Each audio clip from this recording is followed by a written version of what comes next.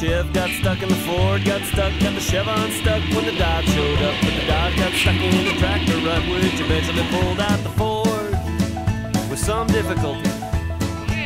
Well, more rain than we'd seen for 1,000 years caused financial joys and biblical fears. It caused some smiles, it caused some tears, but more to the point of our story.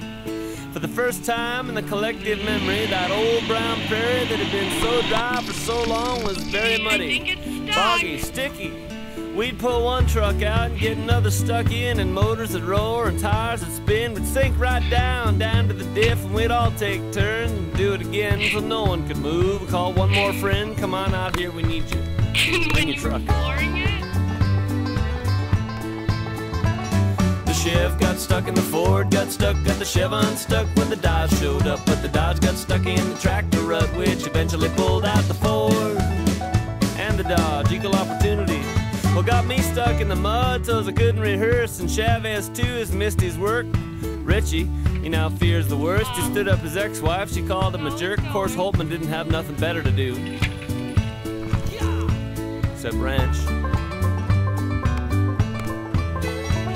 The Chev got stuck in the Ford, got stuck, got the Chevron stuck when the Dodge showed up. But the Dodge got stuck in the tractor rut, which eventually pulled out the Ford. Well, it was truck after truck, we all got stuck, except the big old 4x100 truck. We all thought, Lord, are we in luck? But he wouldn't come anywhere near us. Mighty neighborly.